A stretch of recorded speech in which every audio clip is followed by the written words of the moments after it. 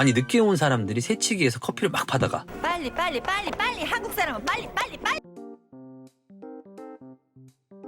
안녕하세요. 혹시 라떼 효과라는 말 들어보신 적 있으신가요? 하루에 라떼 한 잔 덜 마시면 약 5,000원이 절약이 되고요. 또 이걸 매일 저축하면 한 달에 15만 원이 되고, 또 1년간 저축하면 약 180만 원이 통장에 쌓이고요. 심지어 이 돈으로 연 10% 정도 투자 수익까지 거두게 된다면 30년 후에는 자그마치 3억이 넘는 돈이 통장에 있을 거다. 뭐 이런 내용이에요. 말만 들으면 굉장히 놀랍죠. 근데 이게 사실입니다. 이른바 푼돈의 중요성을 설명하기 위해 등장한 경제 용어인데요. 아니 왜 갑자기 돈 버는 이야기를 들먹이지? 하실 수 있지만요. 사실 오늘 주제와 아주 무관하진 않아요. 이 이야기의 예시로 사용되었던 라떼, 그 주인공이 바로 오늘 소개할 브랜드의 제품이기도 합니다. 이 브랜드가 한국에 처음 상륙한 게 1997년이죠. 당시 이 브랜드에서 팔던 아메리카노 한 잔 가격이 2,500원. 당시 짜장면 한 그릇 가격 정도 했다고 해요. 지금이야 밥값이랑 커피값이랑 비슷한 게 당연하게 여겨지는 문화지만요. 이때만 하더라도 커피라고 하면 흔히 다방 커피라 불리는 자판기 커피가 대세기도 했고요. 가격 또한 100원에서 200원 정도밖에 안 했기 때문에 이 브랜드 커피를 마시는 것이 마치 과소비의 상징처럼 여겨지기도 했었죠. 1호점이 문을 연 곳이 당시 가장 트렌디하다던 신촌 이대 앞이었는데요. 이게 여학생들 사이에서 폭발적인 인기를 끌면서 이른바 스타벅스 가는 된장녀라는 신조어가 한때 유행하기도 했었죠. 대한민국에 진출한 지도 이제 어느덧 25년이란 시간이 지났지만요. 여전히 트렌디한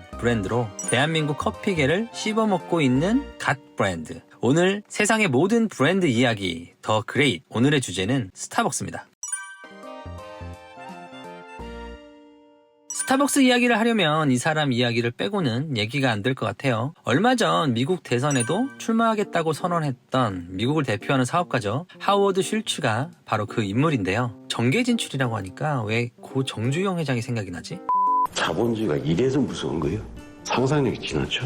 1953년 뉴욕 브루클린 한 빈민가에서 태어나 자란 그는 가난을 몹시 싫어했던 아이였습니다. 미국에선 가난하고 못 배운 사람들이 성공하는 루트가 몇 가지 있는데요. 그중 대표적인 것 중 하나가 바로 스포츠 스타가 되는 거라고 해요. 그 역시 스포츠 스타가 되면 가난에서 벗어날 수 있을 거야 라고 생각을 하고 미식 축구 선수가 되기로 결심합니다. 그럭저럭 대학교까지는 선수 생활을 이어갈 수 있었지만요. 이 도전은 역시 실패로 끝나게 됩니다. 공부로 전향한 그는 졸업 후에 제록스의 영업사원으로 첫 커리어를 시작합니다. 1979년 그는 하마플라스트라고 하는 가정용 가전제품 회사로 이직하게 되는데요. 이곳에서 그는 커피 머신을 판매하는 일을 담당하게 됩니다. 여기서부터 스타벅스와의 기묘한 인연이 시작됩니다. 미국 반대편 시애틀에서 엄청나게 많은 커피 머신 주문이 들어오는 것을 의아해했던 그는 곧바로 시애틀로 날아갑니다. 그곳에서 스타벅스라는 커피 원두를 볶아서 파는 가게를 목격하게 되죠. 사실 스타벅스의 창업자는 하워드 슐츠는 아니에요. 시애틀 파크플레이스 마켓에서 제리 볼드윈, 제브 시글, 고든 보커 이렇게 3명에 의해 설립된 커피 원두 판매점이 그 시작이었죠. 하지만 현재 그들의 이름을 기억하는 사람은 거의 없습니다. 전문 커피 원두 판매점 이라는 이름처럼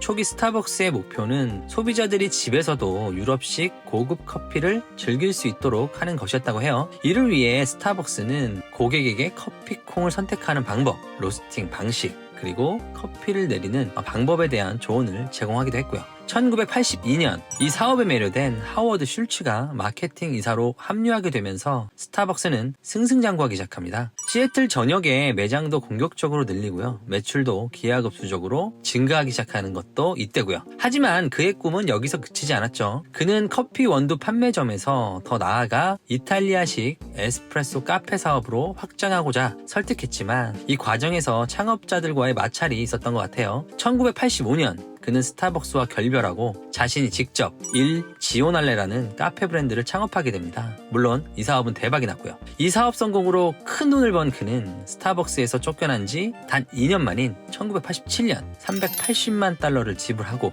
이 스타벅스를 사들이게 됩니다. 이른바 완벽한 복수였던 셈이죠. 그는 스타벅스를 인수하자마자 지오날레의 이름을 스타벅스로 바꾸고 본격적으로 카페 사업을 시작합니다. 시애틀을 벗어나 미국 전역으로 공격적인 전략을 펼치면서 빠르게 매장을 늘려가기 시작합니다. 슐츠의 진두지휘 아래 스타벅스는 빠르게 미국 내 커피 문화를 상징하는 아이콘으로 성장하게 됩니다. 이 과정에서 제가 지난 블루보틀 편에서 소개해드렸던 미국의 커피 문화의 성장도 한몫을 했고요. 스타벅스 브랜드 네임에도 흥미로운 일화가 숨어 있는데요. 이미 잘 알려져 있듯 스타벅스의 이름은 허먼 멜빌의 소설 모비딕에 등장하는 1등 항해사의 이름입니다. 이 이름은 스타벅스 창업자 중 한 명인 고든 보코에 의해 탄생했다고 하죠. 커피를 좋아했던 모비딕의 1등 항해사, 이런 브랜드 스토리를 떠올렸던 것 같아요. 당연히 전혀 근거 없는 이야기였고요. 스타벅스의 로고는 세이렌이라고 하는 그리스 신화에 등장하는 인물인데요. 아름다운 노랫소리로 선원들을 유혹하는 이른바 요물로 묘사됩니다. 1등 항해사 이름과 세이렌 로고,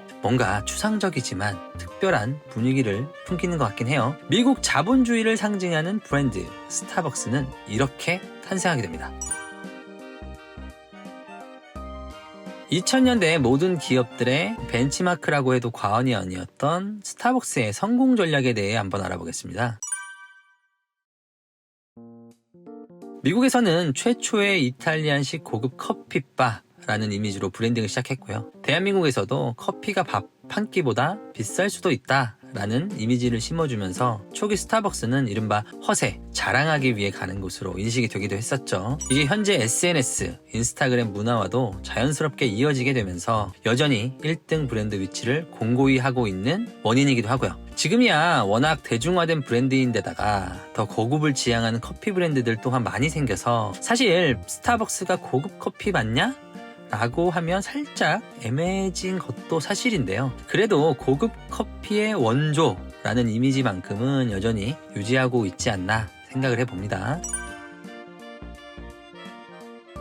글로벌 브랜드의 대명사격이지만 스타벅스는 각 국가마다 철저한 현지 맞춤형 전략을 가져가는 것으로도 유명합니다. 해마다 등장하는 시즌 메뉴들만 봐도 알 수가 있는데요. 단짠 자극적인 맛을 좋아하는 한국인들을 위해 스타벅스 더블샷 이라는 한국 한정 메뉴를 출시하는가 하면 심지어 지역 현지화에도 적극적이죠. 문경 오미잡 피지오, 광양 황매실 피지오, 공주 보니밤 라떼, 이천 햅쌀 라떼 등 다양한 음료를 지역 특산물에 맞춰 출시하기도 합니다.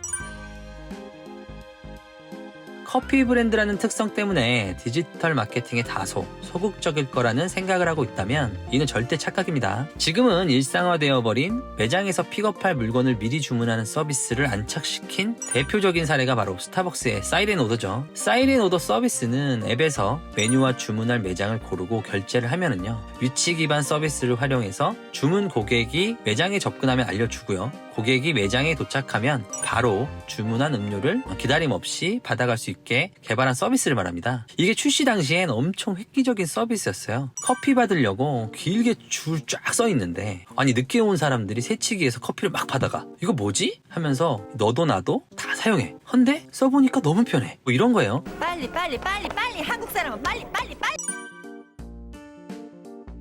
스타벅스는 선도적인 마케팅 전략을 도입하는 것으로도 굉장히 유명합니다. 대표적인 것이 시즌 MD 제품들이 있죠. 이와 관련해서 유명한 일화가 있죠. 어느 날 스타벅스 강남점에 한 여인이 등장합니다. 그리고 당당히 걸어와선 아메리카노 300잔을 외치죠. 갑작스런 대량 주문에 직원들은 난리가 났겠죠. 근데 이 여인은 주문한 300잔의 커피 중 단 한 잔만 들고 유유히 매장을 빠져나갑니다. 그녀의 다른 손에는 이른바 프리퀀시라 불리는 한정판 스타벅스 캐리어가 잔뜩 들려 있었다고 하고요. 이처럼 스타벅스는 커피뿐만 아니라 마케팅을 잘하는 브랜드로도 굉장히 유명합니다. 새로운 판매 방식을 도입하는 것에도 적극적인데요. 코로나 이후 최근 몇 년 사이 부쩍 늘어난 것이 바로 스타벅스 DT점이죠. 일명 드라이브스루라고 하는 매장들인데요. 이게 단순하게 생각해보면 매장 면적도 더 크고 비용도 더 많이 들 것만 같은데 왜 이런 매장을 더 많이 만들까 싶지만요. 고객들이 매장 안에 머무는 시간이 없기 때문에 회전율도 훨씬 좋다고 하고요. 차로 이동하기 때문에 시내 한복판에 매장을 낼 필요도 없죠. 매장 규모에 비해 상대적으로 임대료도 훨씬 싸게 먹히고 매출은 더 잘 나오니까 이거야말로 노다지가 따로 없는 셈이죠. 그러면 다른 브랜드들도 이걸 다 따라하면 되겠네? 싶지만요. 그게 또 그렇지가 않잖아요. 스타벅스니까 가능한 전략인 거죠.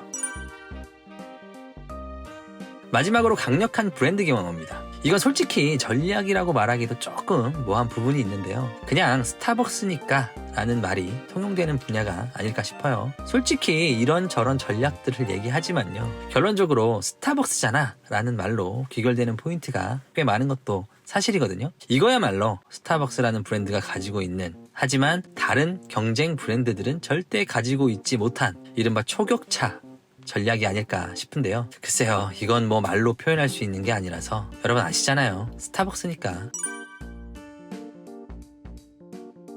한국 커피 문화에 가장 큰 영향을 미친 브랜드. 지난 10년간 여러 기업들의 성공 전략 벤치마크 사례로 수없이 화제되었던 그 브랜드. 대한민국 사람들이 가장 사랑하는 커피 브랜드. 바로 그 스타벅스지만요, 최근 들려오는 이야기들은 그리 좋은 이야기만 있는 것은 아닌 것 같습니다. 다양성을 추구하는 커피 마니아들이 많아지면서 스타벅스 커피 맛은 너무 평범하다, 개성이 없다 라는 평가도 나오는 요즘이고요. 해마다 벌어지는 이른바 프리퀀시 대란도 요즘엔 옛날에 그 정도는 아닌데 라는 평가가 많죠. 위로는 블루보틀, 테라로사, 만렙커피 등 고급 커피를 표방하는 이른바 스페셜티 커피 브랜드들이 공격적인 확장을 해가고 있고요. 또 아래로는 이디야, 메가커피, 백다방 등 가성비를 앞세운 브랜드들의 공세 역시 만만치 않은 요즘입니다. 이러한 시장 환경 속에서 스타벅스는 앞으로도 부동의 1위 자리를 지켜낼 수 있을까요? 스타벅스의 신화를 일군 하워드 슐츠의 말로 오늘 영상을 마무리할까 합니다. 구두끈이 풀렸는지도 모른 채 앞만 보고 뛴다면 1등을 할 수 있을까? 가끔은 아래를 보며 구두끈을 점검할 필요가 있다. 항상 가장 좋은 기회는 가장 어려운 상황에서 탄생한다.